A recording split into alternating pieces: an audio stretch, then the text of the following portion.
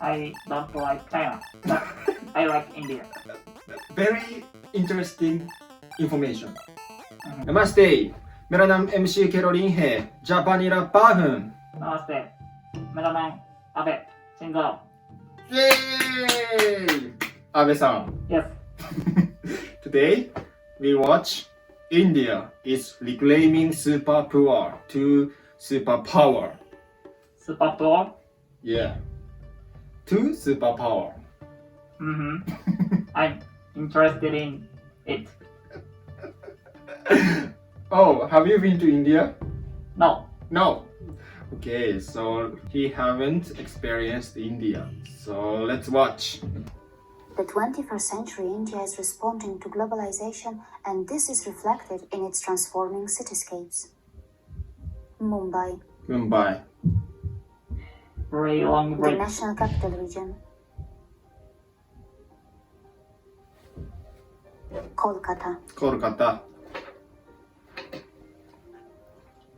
Chennai, Chennai.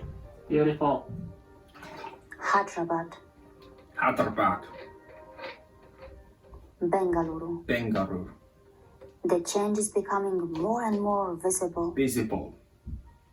The country has brought 271 million people out of poverty between the years of 2005 to 2016. Standard Chartered's long-term forecast expects India to become the world's second largest economy by 2030, overtaking the US and becoming second only to China. Yes. Shinzo-san. Yes. Many Japanese people think India is poor country, but now it is changing. Yes, I think. Very interesting information. Okay, so let's keep going. It should be noted that India has already become the third largest economy in purchasing power terms, and in nominal terms, it is the sixth largest in the world. According to the Center for International Development at Harvard University, the economic pole of global growth has moved over the past few years from China to neighboring India, where it is likely to stay over the coming decade. In terms of economic progress, is India becoming the next China? The Beijing-based Chinese think tank, Unbound, thinks so. Abe-san, Yes. I think China is big power, but they are not. China and Japan, we have some problem, island problem, and many kind of problem. But India and Japan, good relation. Relationship. Yeah, good relationship. And China, yes, they have a power, good economy, but I think they are not democratic country. But India is democratic country. So if I prefer the country or India or China, I think I want to be friend with India because they are democratic country, same as Japan. I don't like China, but I like India. Okay. According to Unbound, China needs to seriously consider and study the rise of India's economy and India's competitive advantage. India, an ancient land with growing young population, is an emerging market power. It is entirely possible for it to become the next China and poses great attraction to the world's capital. The Chinese think tank's apprehensions are not unfounded. Leading international business leaders, think tanks, and global CEOs now consider India as one of the most attractive destinations for investment and technology transactions. What are the conditions that are favoring India? What are the factors that have brought India to the world center stage? What is it that makes India one of the largest growth engines in the world? My name is Karolina Goswami, and in this episode, you will become familiarized a little bit more with the world's largest democracy and the country which is going to play a key role in shaping the future of our planet. Yes. India is the number one offshoring destination in the world, accounting for approximately 55% market share of the global services sourcing business. Indian IT companies have a presence in more than 80 countries, and Indian IT giant TCS is set to become the world's third largest IT services company. India has the world's third largest startup ecosystem.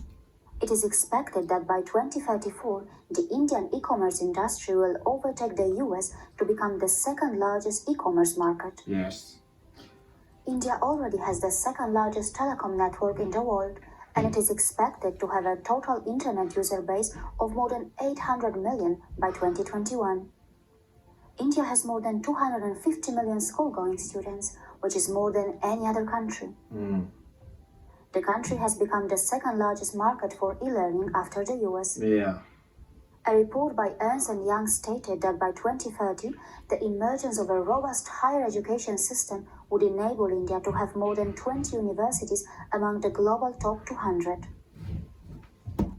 Abe-san, India, they are very good at IT industry. They are good at mathematics. Yes, and in Japan, we don't have enough engineers, but they have many good engineers. So we need to be more good communication, good relation with India, because the 21st century is for the age of IT, I think, internet technology. There are so many good universities in India. I gave a lecture in Mumbai University about hip-hop, Japanese hip-hop history. Yes, before. Okay. Scientific output, India ranks 5th in the world, and by 2030, it is expected to climb up to 3rd. In 2017, India ranked 1st in the Global Retail Development Index. By 2030, it is set to become the 3rd largest consumer market.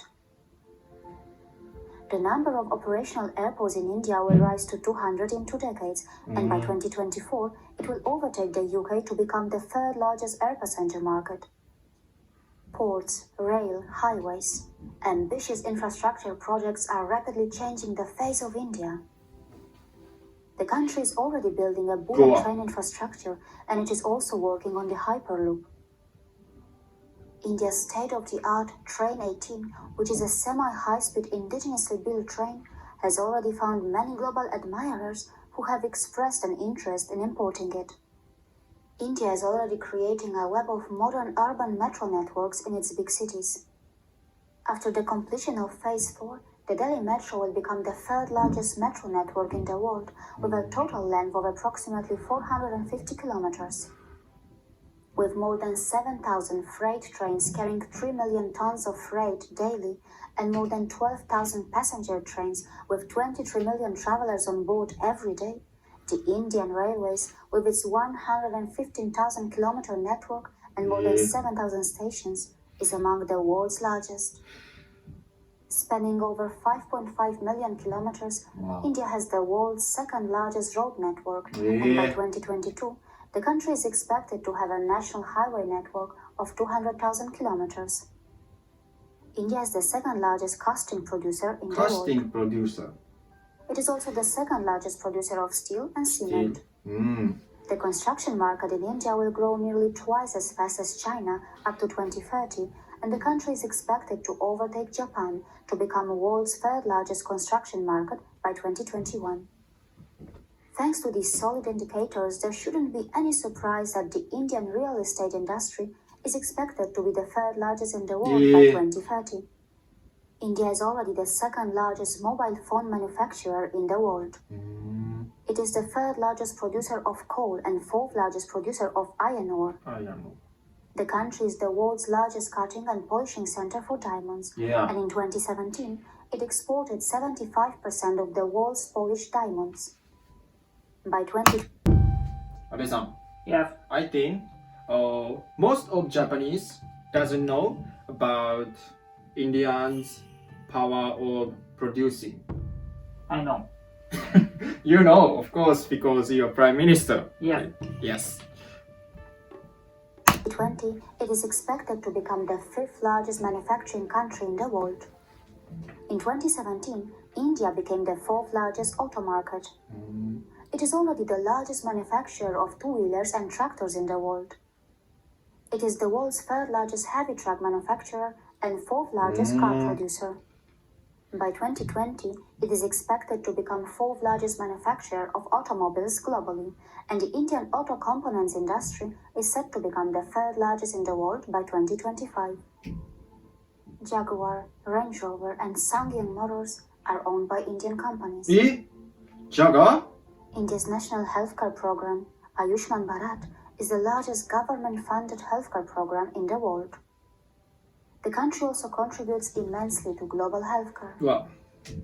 India is the top supplier of doctors to both the UK and the USA.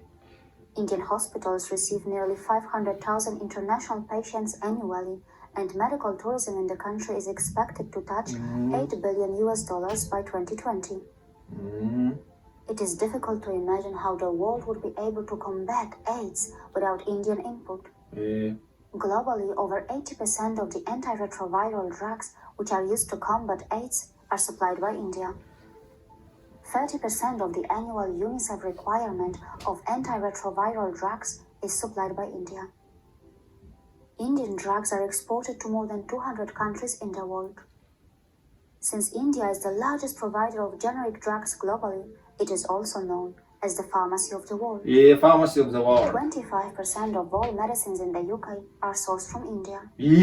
40% of generic drugs taken by Americans are made in India. And the country's massive pharmaceutical industry is the source of more than 50% of global demand for various vaccines. India's rich culture and spiritual foundational wisdom are its big assets.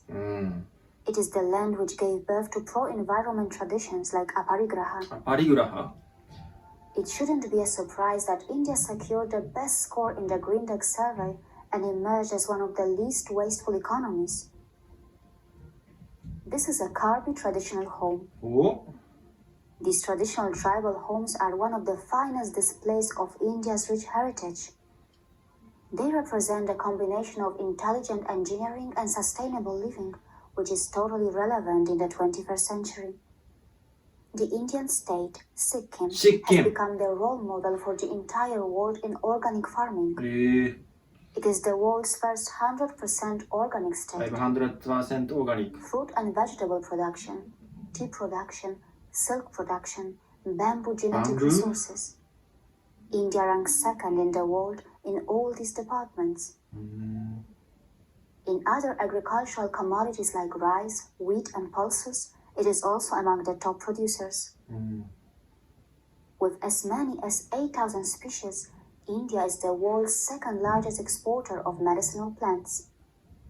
It is the world's largest producer of dairy, and globally, India has been the largest milk-producing country since 1997. After the United States, Japan, and China, India is the fourth largest producer of agrochemicals. Some of the biggest solar farms of the world are located in India. The Indian renewable energy sector is the fourth most attractive renewable energy market in the world, and the country is well positioned to surpass its 2022 renewable energy target. In Paris, India pledged that by 2030, 40% of its installed capacity will come from renewable sources, and it is expected that by 2050, renewables will supply 75% of electricity in India. Thorium is considered to be the nuclear fuel of the future, and India has one of the largest shares of global thorium reserves. India is expected to have 30.5 million international tourist arrivals by 2028, but its real potential is a lot more. With 26 biotic provinces, 10 biogeographical zones, more than 30 World Heritage Sites, a 7,000-kilometer coastal line, as well as its mountains, deserts, rainforests, islands, volcano, salt flats, wildlife, and tribal habitation. India is incredibly diversified. Its 29 states, 7 union territories, 4,000 cities, and 600,000 villages have a lot of hidden potential. Many of them are not yet fully explored and discovered. In 2017, India ranked first in the world's first digital traveler rankings when it was revealed that it had the most digitally advanced travelers. There is no denying that India is emerging as a lucrative expat destination. Yes. It is the 12th best country to live in as an expat. It is far ahead of countries like the USA, the UK, Japan, and China. India-based expats earn an average of $176,000, which means that they are the second highest paid in the world. On the other hand, Indians who are living outside India have performed exceptionally well and have rightfully earned the tag of moral minority. In both the UK and the USA, the Indian community has been outperforming other ethnic groups academically and economically.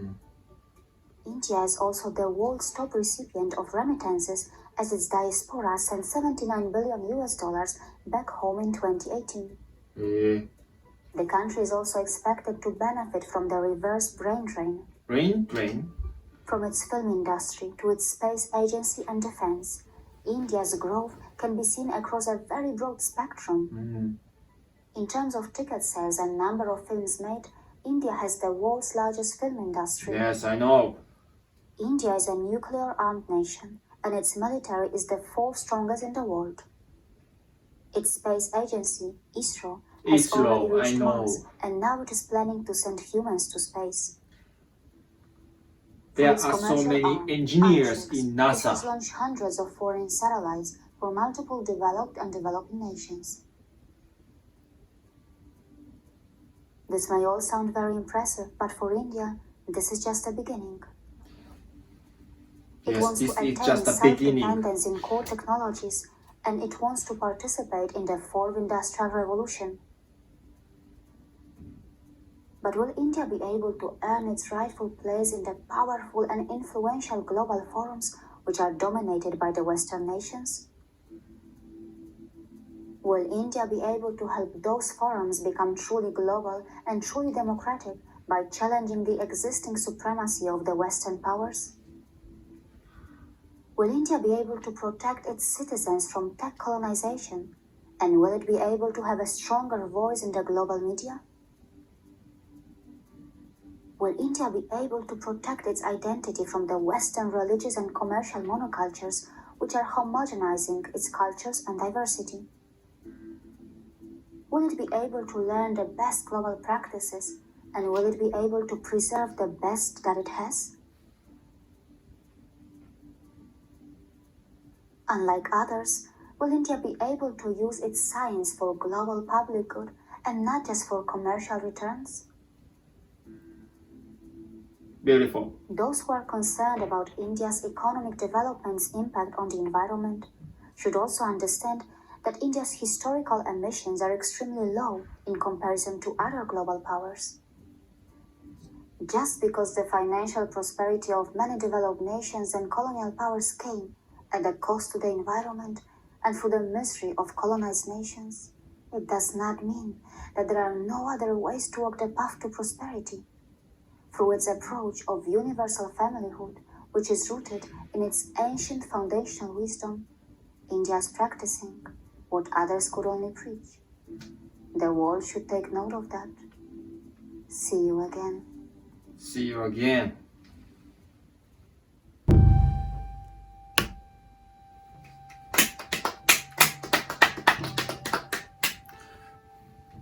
How did you think?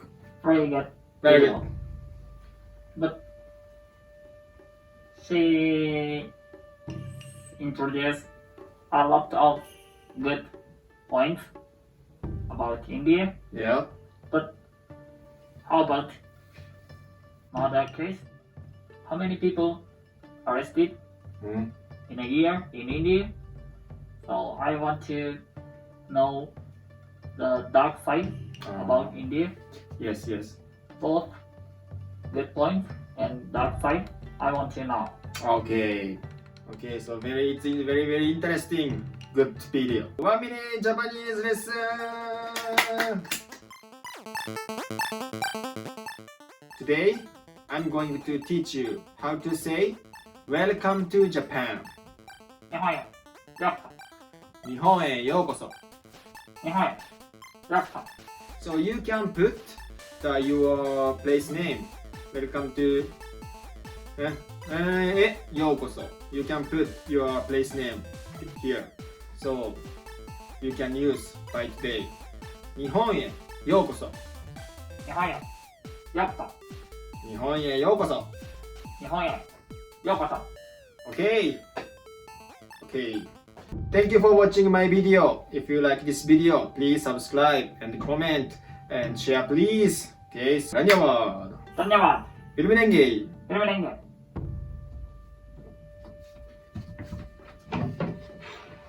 東京生まれヒップホップ育ち悪そうなやつは大体友達そんな10代送ってないから俺のリアルを歌うよ俺は岐阜県生まれインターネット育ちカボスやってる大体友達掲示板好きも大体同じいろんなスレ荒らして